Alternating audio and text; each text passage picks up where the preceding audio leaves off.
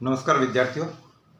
मैं captain doctor Rajendra Kumar पुरोहित, associate professor government डूंगर college Bikaner, आप सभी का इतिहास की इस विशेष ऑनलाइन कक्षा में स्वागत करता हूं। विद्यार्थियों, मैंने इससे पहले आपसे बात की थी establishment of British rule in Bengal, कि बंगाल में किस प्रकार से ब्रिटिश साम्राज्य की स्थापना हुई, और उसके तहत मैंने आपको ये बताया था कि मैं अपने इस चैप्टर को कुछ अलग अलग हिस्सों में बांट कर आपको समझाने का प्रयत्न करूँगा। तो इससे पहले बंगाल में ब्रिटिश साम्राज्य की स्थापना भाग प्रथम, इस श्रृंखला के तहत मैंने आपसे चर्चा की थी उन राजनीतिक परिस्थितियों के बारे में जिसके तहत बंगाल में ब्रिटिश साम्राज्य की स्थापना का रास्ता तैयार हुआ।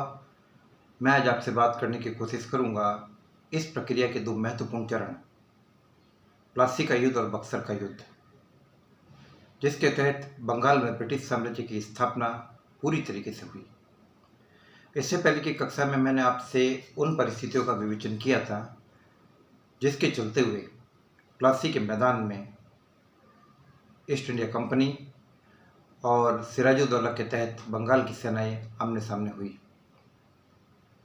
एक बार फिर से मैं उस महत्वपूर्ण बिंदुओं को दोहराते हुए विद्यार्थियों आपको प्लासी के मैदान की तरफ ले जाने की कोशिश करूंगा। प्लासी एक ऐसी जंग थी जिसे ब्रिटिश कूटनीतिक मामलों की विजय कहा जा सकता है, और प्लासी की जंग ने एक बात साबित कर दी कि कूटनीति में ब्रिटिश साम्राज्य का या अंग्रेजों की कूटनीति का कोई भी मुकाबला नहीं है। यह आमने सामने की लड़ाई नहीं थी, और जैसे कि क्लाइव ने इस युद्ध से पहले ही अपने अधिकारियों से स्पष्ट रूप से कहा था कि यदि हम बंगाल के नवाब से आमने सामने लड़ने का प्रयत्न करेंगे तो हम एक घंटा भी इस लड़ाई में नहीं टिक सकते।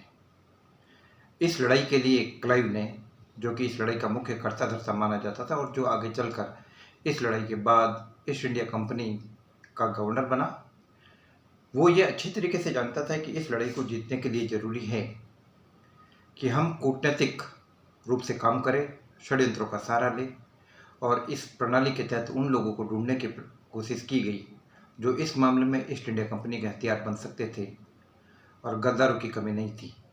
जैसा कि इतिहासकार के.एम. पणिक्कर ने स्पष्ट रूप से कहा था कि प्लासी की लड़ाई नहीं बल्कि एक सौदा था जिसके तहत बंगाल के विश्वासघाती सरदारों, मीर जाफर और बंगाल के लालची सेठों, जगत सेठ जैसे लोगों ने नवाब को ईस्ट इंडिया कंपनी के हाथों बेच दिया।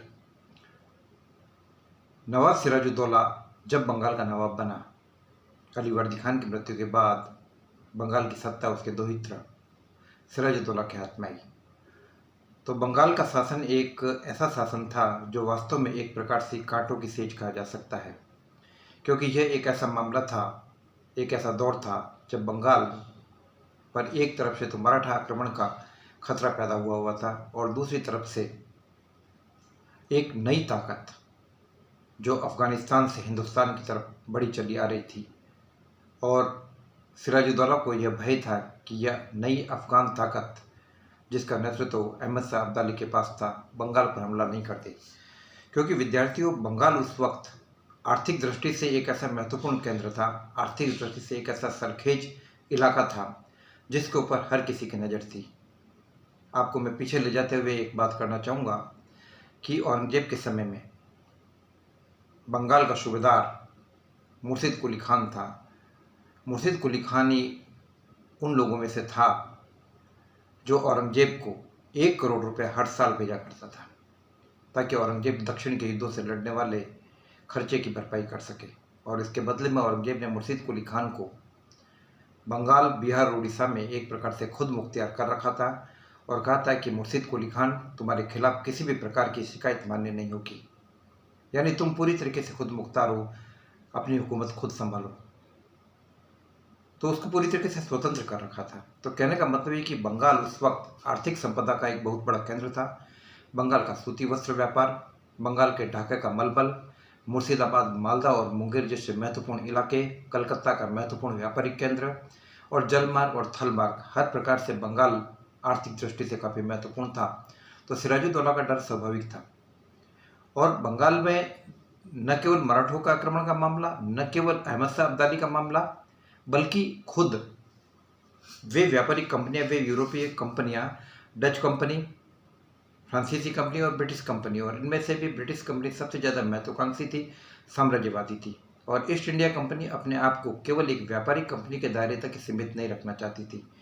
वह इस बात को अच्छी तरीके से जानती थी कि यदि हमें व्यापार में अपनी मजबूती हासिल करनी है और यदि हमें उत्पादन और वितरण के संसाधनों पर अपना नियंत्रण कायम करना है और हमें ब्रिटेन के कल कारखानों में संचालित और वहाँ पर तैयार माल को खपाने के लिए अगर बड़ा बाजार चाहिए तो हमें हिंदुस्तान में राजनीतिक सत्ता हासिल करनी पड़ेगी। और अब दौर आ गया कि ईस्ट इंडिया कंपनी केवल एक व्यापारिक दुकान या फैक्ट्री तक बनकर सीमित नहीं रह सकती, बल्कि कंपनी को राजनीतिक ताकत हासिल करना पड़ेगा और कंपनी को सैनिक शक्ति हासिल करनी पड़ेगी। और यह कुछ ऐसे मुद्दे थे जिसके कारण देर सवेर विद्यार्थियों, देर सवेर बंगाल में सिराजुद्दौला और ईस्ट इंडिया कंपनी का टकराव स्वाभाविक था। तो नवाब सिराजुद्दौला के बंगाल की गद्दी संभालते समय ईस्ट इंडिया कंपनी की मेंटेलिटी, मानसिकता एक इस प्रकार से बन गई थी कि वह नवाब को किसी भी प्रकार से बंगाल का नवाब मानने के लिए तैयार नहीं थे और कोशिश ये थी कि जितनी ज़्यादा से ज़्यादा सुविधाएं नवाब से मिल सके, चाहे बातचीत से मिले, चाहे सैनिक दबाव से मिले, चाहे षड्यंत्रों से मिले, चाहे कूटनीति से मिले, किसी न किसी भी प्रकार से ये सुविधाएं मिलनी चाहिए। और इस वक्त कुछ परिस्थितियां ऐसी हो गई जिसने कि नवाब को ईस्ट इंडिया कंपनी के खिलाफ लाकर खड़ा कर दिया। उस वक्त ईस्ट इंडिया कंपनी को फ्रांसीसी आक्रमण का खतरा था और फ्रांसीसी संकट का मुकाबला करने के लिए ईस्ट इंडिया कंपनी ने अपनी अलीनगर, जो कलकत्ता कहलाता था, जो फोर्ट विलियम कहलाता था और जिसकी स्थापना 1698 में गोविंदपुर, सुल्तानेटी और कोलकाता के इलाकों को मिलाकर की गई थी, जो जमींदार सोवा सिंह से जमीन खरीदी गई थी। तो अलीनगर पर अंग्रेजों ने अपनी तोपें बिठा दी ताकि वे फ्रांसीसियों का मुकाबला कर सके। तो अंग्रेजों के इस कदम के कारण नवाब क्रोधित हो गया और नवाब ने ईस्ट इंडिया कंपनी को कहा कि आप अपनी किलेबंदी हटाइए। तो कंपनी ने किलेबंदी हटाने से इनकार कर दिया। इसके अलावा नवाब की मौसी घसीटी बेगम, वो भी नवाब के खिलाफ थी। नवाब के मौसी का बेटा भाई शौकत जंग, जो पूर्णिया का नवाब था, वो भी नवाब के लिए चुनौती तैयार कर रहा था। तो कुल मिलाकर स्थितियाँ नवाब के लिए काफ़ी प्रतिकूल थी। और जब कंपनी ने नवाब की बातों को मानने से मना कर दिया और अलीनगर या कलकत्ता की अपनी कोठी से किलेबंदी को हटाने से इनकार कर दिया, तो नाराज होकर नवाब ने एक सेना भेजी और उस सेना ने तुरंत कलकत्ता पर अपना अधिकार कर लिया। लगभग ये जून 1756 की बात है और उस वक्त कलकत्ता की कोठी में स्थित अंग्रेज इसका मुकाबला नहीं कर पाए और वॉटसन है और हॉलवेल, जेड हॉलवेल जैसे लोग वहाँ से भाग खड़े हुए और उन्होंने फाल्टा टापू में जाकर शरण ले ली। नवाब ने कलकत्ता पर अधिकार कर लिया और कलकत्ता की जिम्मेदारी मानिकचंद को सौंप दी थी। आगे चलकर ये मानिकचंद भी नवाब के खिलाफ एक विश्वासघाती के रूप में तैयार हुआ और उसी व्यक्ति ने रिश्वत लेकर कलकत्ता की कोठी वापस अंग्रेजों को दे दी, घूस लेकर। इसके बारे में आगे विस्तार से बात करेंगे। तो इस प्रकार से नवाब सिराजुद्दौला ने कलकत्ता पर अधिकार किया और कलकत्ता की जिम्मेदारी वो मानिकचंद को सौंप कर वापस राजधानी लौट आया। इसी बीच अंग्रेज जो कि फाल्टा में जाकर टिक गए थे, उन्होंने अपने उच्चाधिकारियों से मदद मांगी और एक बड़ी सेना जो बेसिकली फ्रांसीसियों का मुकाबला करने के लिए तैयार की गई थी, वह सेना लेकर क्लाइव को भेजा गया कलकत्ता की तरफ। और क्लाइव को यह कहा गया कि जल्दी से जल्दी वो अपने इस मिशन को पूरा करें क्योंकि फ्रांसीसियों से लड़ना है। तो क्लाइव ने कूटनीति का सहारा लिया और कलकत्ता पहुंचा और कलकत्ता पहुंचकर उसने मानिकचंद को घूस दी। इसी बीच फाल्टा के अंग्रेज भी आकर मिल गए थे उससे और घूस देकर वापस एक प्रकार से कलकत्ता पर अधिकार कर लिया गया। विद्यार्थियों, एक बड़ी रोचक बात है, जैसा कि अब तक के घटनाक्रम से स्पष्ट हो रहा है कि ये युद्ध सिराजुद्दौला ने जीता, सिराजुद्दौला ने अंग्रेजों को वापस किया, लेकिन सिराजुद्दौला के अधिकारी मानिकचंद ने घूस लेकर किला वापस अंग्रेजों को सौंप दिया, कलकत्ता का सेंटर अंग्रेजों को सौंप दिया। और एक इस प्रकार से संधि की गई जो कि अलीनगर की संधि कहलाती है। अलीनगर कलकत्ता का वो नाम है जो कि सिराजुद्दौला ने कलकत्ता को दिया था। तो अलीनगर की जो संधि की गई और इस संधि की धाराओं को देखने से यह जाहिर होता है कि इस लड़ाई में अंग्रेज हारने के बाद भी एक आक्रांता की भूमिका में दिख रहे, एक जीते हुए पक्ष के रूप में दिख रहे। संधि की शर्तें इस प्रकार से तैयार की गई कि नवाब को सारा का सारा युद्ध हर्जाना कंपनी को देना पड़ा। नवाब को कंपनी की व्यापारिक सुविधाएं बहाल करने का वचन देना पड़ा और इसके साथ साथ नवाब ने कंपनी को अपने नाम से सिक्के डालने का अधिकार भी जारी किया। विद्यार्थियों, ये क्यों संभव हो रहा है? ये इसलिए संभव हो रहा है कि नवाब सिराजुद्दौला के जहाज में सुराग हो चुका था, यानी विश्वासघाती और षड्यंत्रकारी लोगों की कमी नहीं। और क्लाइव इस बात को अच्छी तरीके से जानता था कि यदि अपनी स्थिति मजबूत करनी है तो देर सवेर बंगाल का नियंत्रण अपने हाथ में लेना होगा।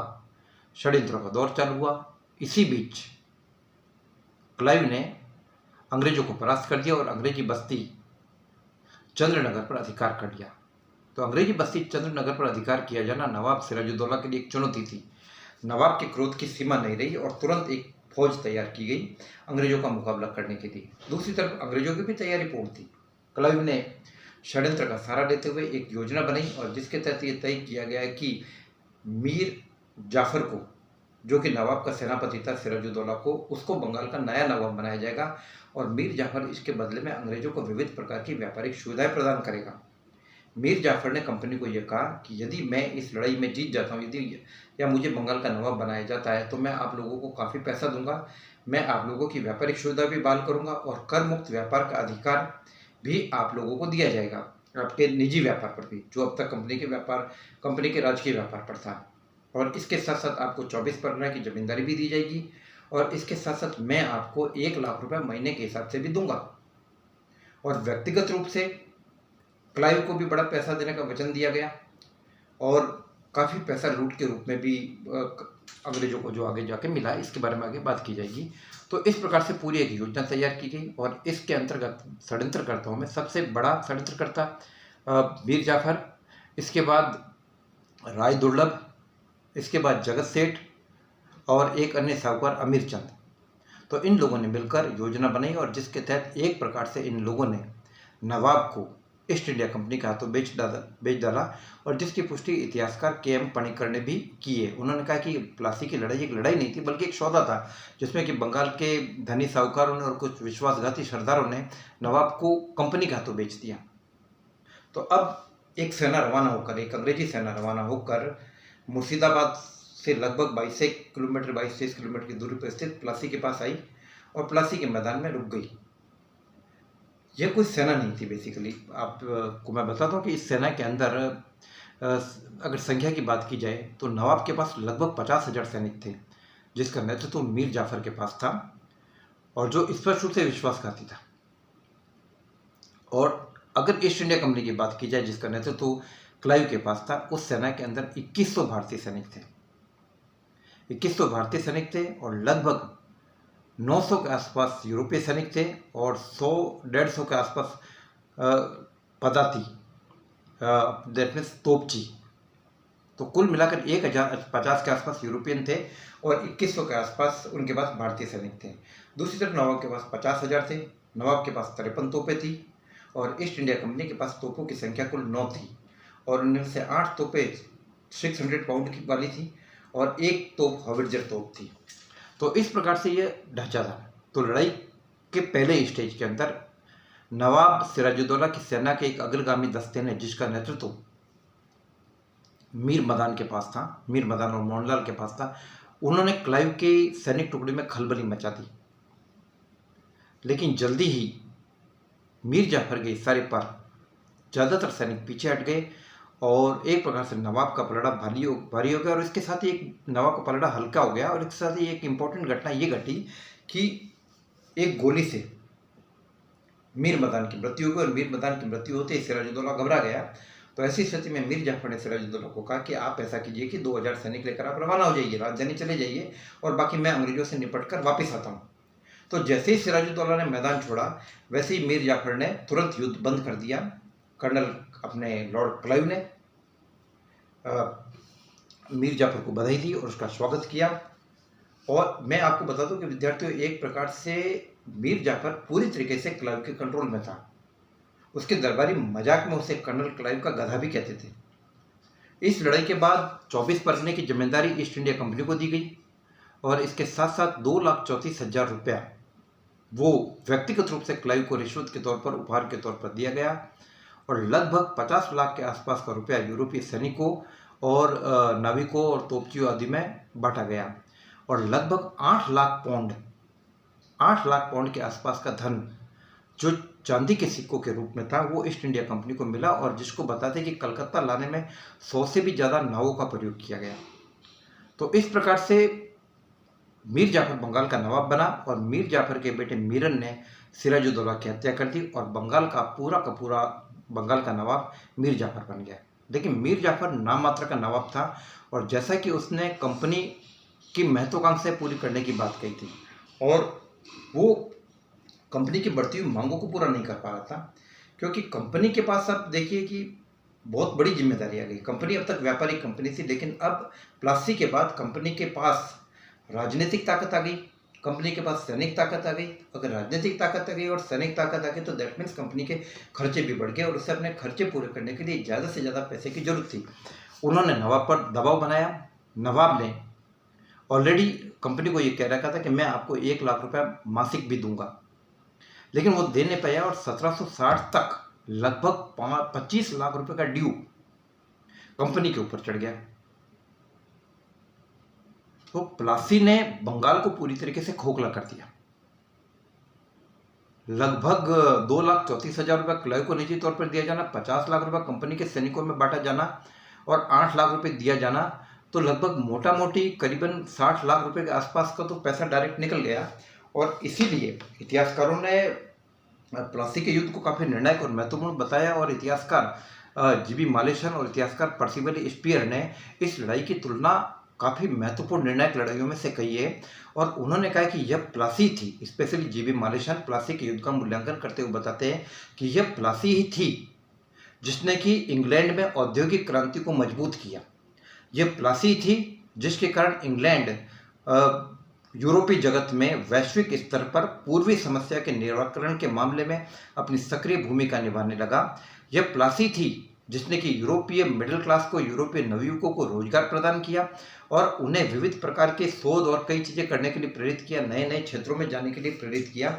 पैसे के बगैर कोई काम नहीं होता और प्लासी से बड़े पैमाने पर पैसे का, आर्थिक संसाधनों का जाना ब्रिटिश साम्राज्य की तरफ प्रक्रिया प्रारंभ हुई। और देखिए इस युद्ध का सबसे महत्वपूर्ण परिणाम, आर्थिक परिणामों की अगर हम बात करते हैं तो सबसे महत्वपूर्ण परिणाम ये निकला कि बंगाल जो अब तक पूरी दुनिया में सूती वस्त्रों का सबसे बड़ा निर्यातक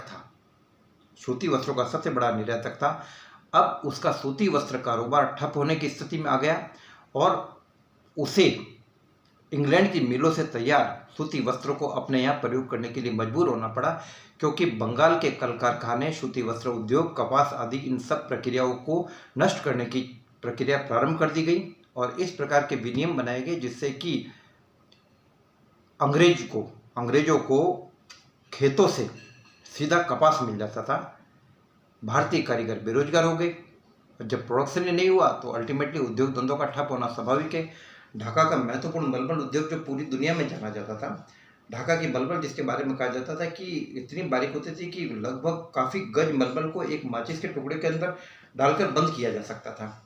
तो इस प्रकार का हिंदुस्तान का, बंगाल, बिहार और उड़ीसा का जो व्यापार वाणिज्यिक केंद्र था, जो सूती वस्त्र उद्योग थे, ये सारे धीरे धीरे ठप होने चालू गए।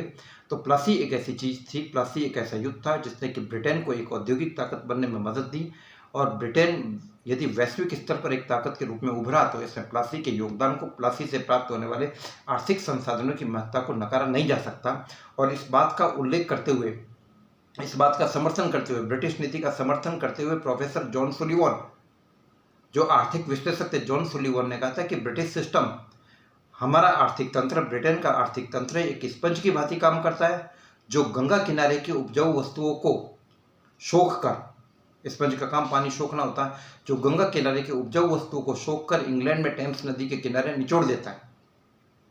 आर्थिक शोषण की एक प्रक्रिया प्रारंभ हुई और जिसकी तुलना कई प्रकार से की गई और ये कहा गया कि जिस प्रकार से सूर्य पानी को सोख कर बादल के रूप में कई गुना वर्षा करता है, लेकिन यहाँ पर तो सूर्य एक ऐसे तंत्र के रूप में दिखाई दे रहा है जो बंगाल के पानी को वाष्प के रूप में सोखता है और वो बादल इंग्लैंड में जाकर टेम्स नदी के किनारे पर वर्षा करता है।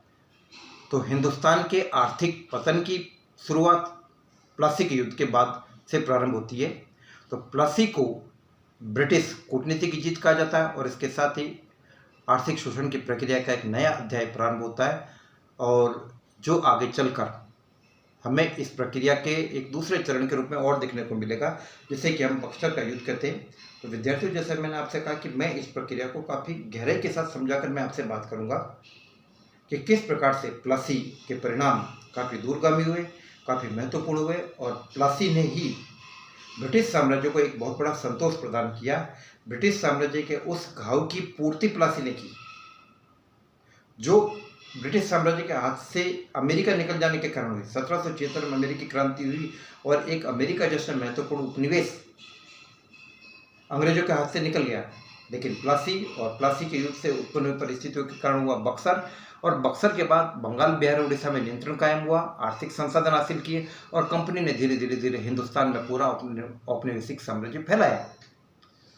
तो हिंदुस्तान का औपनिवेशिक साम्राज्य एक क्षतिपूर्ति था, जो कि अमेरिका के हाथ से निकल जाने के कारण हुई, और इसीलिए हिंदुस्तान को ब्रिटिश क्राउन के ताज का सबसे बड़ा हीरा माना जाता है।